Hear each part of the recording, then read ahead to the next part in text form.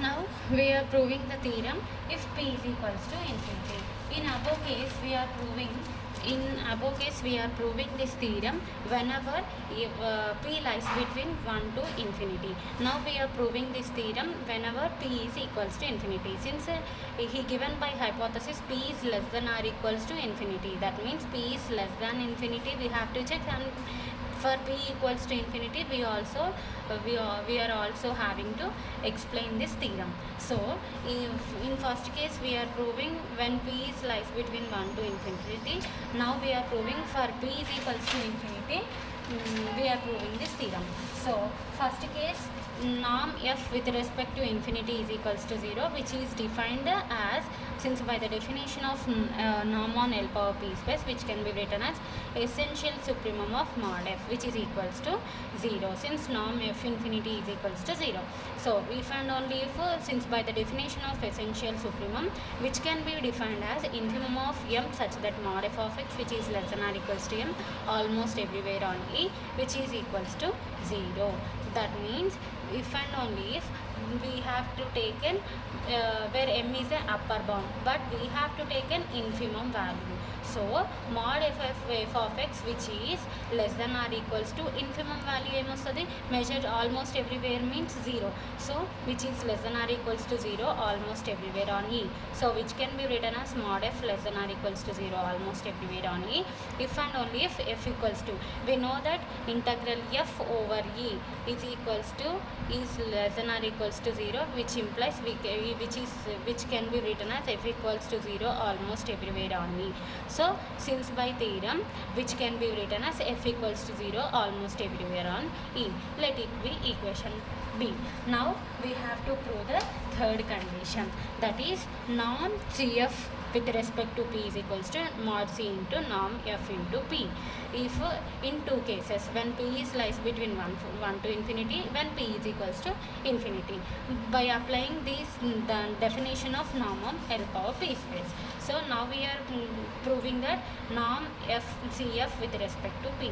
By definition, in this case 0 is less than p less than infinity. So by definition of norm on L power p space, which is defined as integral over E cf whole power p whole power 1 by p, which is equals to, where c is a constant, so which can be separated, mod c whole power p into mod f whole power p whole power 1 by p. So 1 power p రెండింటికి separate చేస్తున్నాం. So we get pp cancel. Next here integral over E norm f whole power p whole power 1 by p, which is the by definition of norm on L power p space, which can be written as norm f with respect to p. Let it be equation C. So whenever f p is lies between 1 to infinity, we prove that norm c into f with respect to p, which can be written as mod c into norm f with respect to p. Let it now we are proving this norm cf with respect to p is equals to mod c into norm f with respect to p when p is equals to infinity. So when p is equals to infinity, the definition of norm on L power p space, which can be defined as essential supremum of mod cf. By definition of essential supremum, next now we are where c is a constant, so mod separating the mod for both real valued function and constant. So mod c is constant, we are separating it, so mod c into essential supremum of f.